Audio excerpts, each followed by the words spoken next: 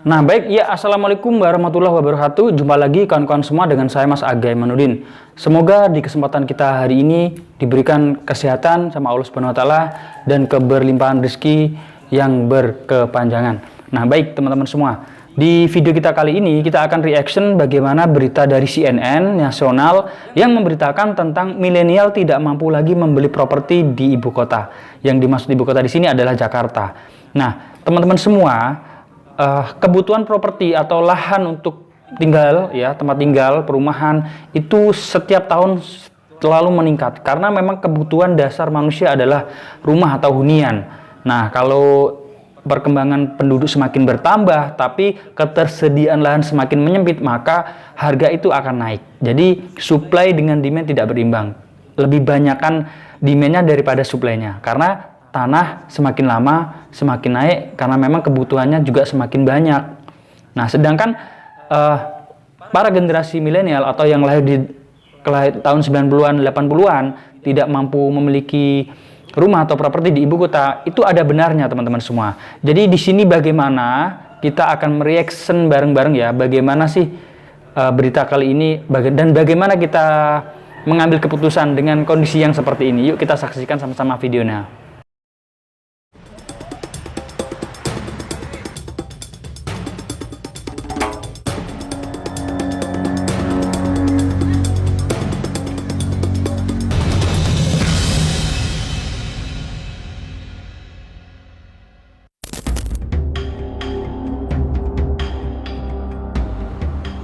Pemirsa, harga rumah di DKI Jakarta yang semakin melambung tinggi menjadi momok tersendiri bagi masyarakat, terutama para pekerja yang gajinya hanya berkisar UMR atau upah minimum regional, sehingga mereka lebih memilih rumah di daerah penyangga karena harganya yang masih masuk akal dan masih masuk di kantong. Harga rumah yang semakin melambung tinggi menjadi momok tersendiri bagi masyarakat, khususnya bagi para pengais rezeki di daerah ibu kota. Tidak jarang mereka memilih untuk mengambil rumah di daerah penyangga karena tingginya harga beli.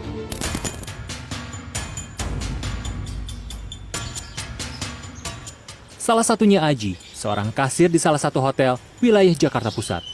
Ia memilih untuk membeli rumah di wilayah Tambun Utara, Bekasi, Jawa Barat. Rumah tempatnya tinggal berukuran 36 meter persegi dengan harga sekitar 300 juta rupiah. Rumah itu dicicil sekitar 1,5 juta rupiah per bulan. Jika di Jakarta, rumah seukuran tersebut bisa menyentuh harga lebih dari 600 juta rupiah. Dengan waktu tempuh 1 jam 30 menit, ia rela menempuh jarak 70 km pulang pergi untuk menuju tempat bekerja. Iya, karena mohon maaf ya mas, tidak cukup gaji saya untuk bayar segala macamnya nanti. Nanti kebutuhan saya buat bayar rumah doang. Jadi kalau sekarang udah mulai normal banget nih, kayak di perjalanan tuh udah mulai makin parah dah mas, makin macetnya makin parah, itu udah berasa banget sih.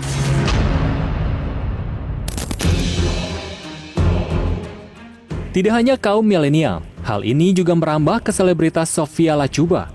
Dikutip dari detik.com, pada Mei silam ia mengatakan harga properti di daerah ibu kota terlalu tinggi. Harga yang dikeluarkan tidak sepadan dengan apa yang didapatkan.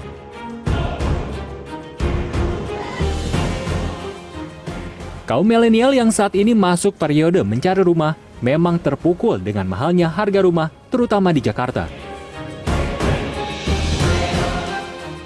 Berdasarkan data Indeks Harga Properti Residensial atau IHPR Bank Indonesia, dalam satu dekade, kenaikan harga hunian mencapai 39,7%. Sedangkan kenaikan upah minimum regional di seluruh Indonesia berkisar 3% per tahun, lebih dipengaruhi kenaikan inflasi. Data dari PPDPP Kementerian PUPR juga menyebut, ibu kota menjadi provinsi dengan tingkat kepemilikan rumah terendah, yakni hanya 51%. Selain itu, ibu kota DKI Jakarta menjadi backlog terbesar kedua, yaitu lebih dari 1 juta keluarga belum memiliki rumah tinggal. Kalau dari data Bappenas itu adalah ada 63 juta milenial atau penduduk di usia 20-35 tahun. Memang itu menjadi sasaran kita juga. Rekan milenial yang punya gaji di bawah 4 juta mereka bisa menyicil sekitar 1,3 juta. Kalau 4 sampai 7 juta bisa menyicil 1,3 sampai 2,3.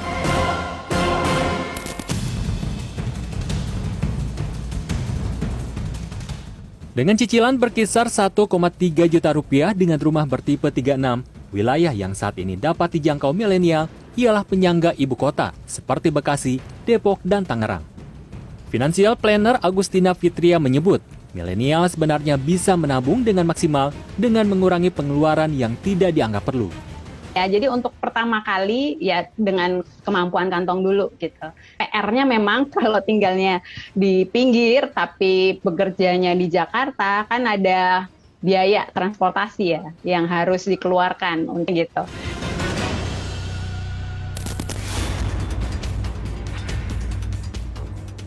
Sulitnya memiliki rumah saat ini tentu menjadi pekerjaan rumah bagi setiap lini. Tidak lagi di beberapa tahun mendatang, Indonesia, terutama ibu kota, akan kebanjiran bonus demografi.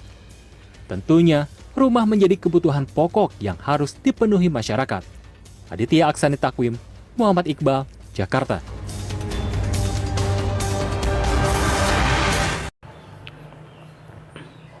Nah, setelah teman-teman sudah saksikan sendiri dari video tersebut ya, dari berita tersebut dari CNN, bagaimana seorang milenial atau seorang pekerja di ibu kota yang rela membeli rumah di pinggiran kota untuk bisa terjangkau dari angsuran bulanan ya, angsuran untuk biaya KPR-nya dia mampu, itu tinggalnya harus di pinggiran kota agar bisa memiliki sebuah hunian atau tempat tinggal, teman-teman semua. Itu pun saya rasa masih kurang tepat, teman-teman, karena kalau kita memiliki hutang atau angsuran itu nggak tenang. Kenapa saya bilang seperti itu? Karena untuk akad jual beli rumah ya teman-teman, ini kisaran 10, 15, sampai 20 tahun loh. Jadi masa iya sih teman-teman mau menanggung beban hutang sampai kisaran 10, 15, 20 tahun ke depan? Nah itu rasanya nggak enak teman-teman. Nah bagaimana solusinya menurut saya teman-teman ya?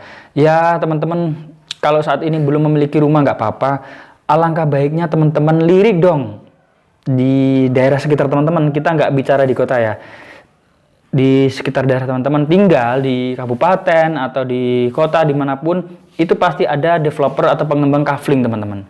Nah jadi ada sebuah lahan induk besar gitu di petak-petak, di kafling-kafling, itu biasanya ditawarkan dengan harga cukup murah.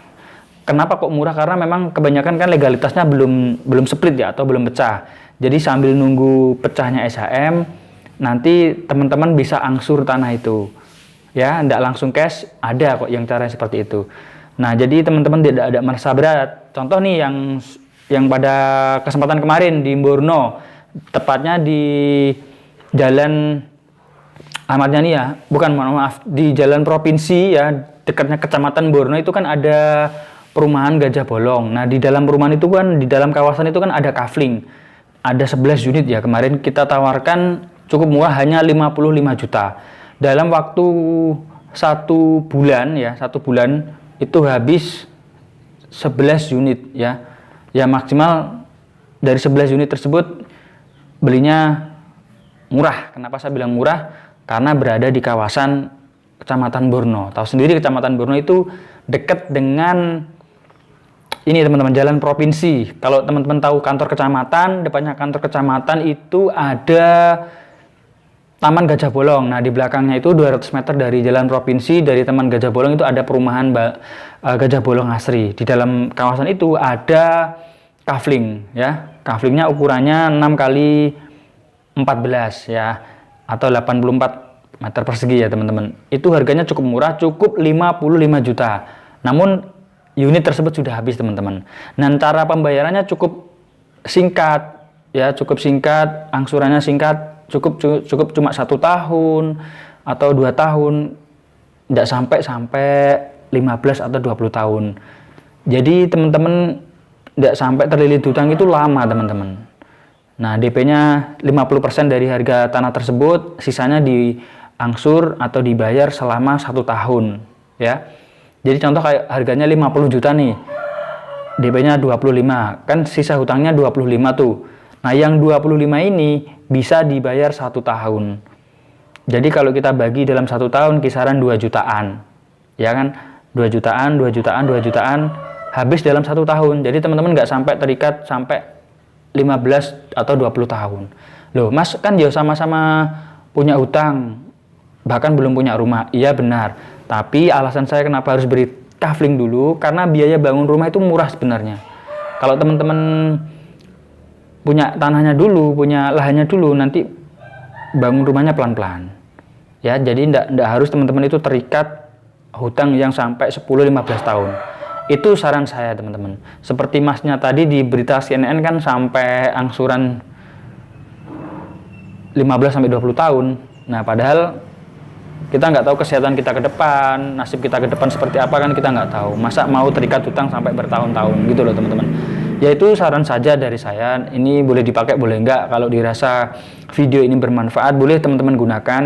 Kalau dirasa video ini menjadi bahan pertimbangan teman-teman untuk mengambil tindakan atau mengambil keputusan untuk membeli sebuah properti atau lahan, ya teman-teman boleh pakai cara ini. Banyak kok teman-teman.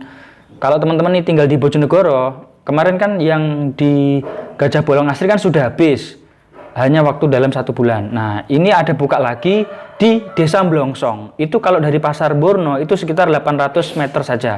Jadi tidak sampai 1 kilo sudah sampai Pasar Borno. Teman-teman boleh kontak nomor saya yang ada di kolom deskripsi atau di sini ya. Itu ada nomor saya. Nanti teman-teman bisa kontak saya. Unitnya juga nggak banyak, kisaran 12 atau berapa unit gitu loh. Ini baru dibuka lahannya, baru dibuka, sudah laku 3 unit. Teman-teman jangan sampai kehabisan seperti yang di Taman Gajah Bolong. Ya, itu ukurannya lebih lebar, ini 7x12. Atau ada juga yang 6x14 juga ada yang 7x14 juga ada. Harganya cukup murah, mulai dari 45 sampai 55 juta. Nah, sama pembayarannya juga bisa termin tempo 1 tahun atau 2 tahun. Jadi untuk harga misalnya 50 nih ya, kita DP-nya 25, nanti sisanya diangsur 1 tahun atau 2 tahun. Nah, itu saja yang bisa saya sampaikan. Untuk mengenai lokasi lahannya di mana, teman-teman bisa japri di nomor saya. Nanti teman-teman bisa cek dan survei lokasi langsung dengan saya. Dan syukur alhamdulillah teman-teman, dari tontonan video ini kemarin saya upload untuk perumahan di Gajah Bolong itu closing 1 unit dengan harga 220 juta. Kebetulan ada promo potongan 10 juta, jadi cukup bayar 210 juta teman-teman. Nah, mungkin itu saja yang bisa saya sampaikan. Akhir kalam dari saya, wassalamualaikum warahmatullahi wabarakatuh. Dadah.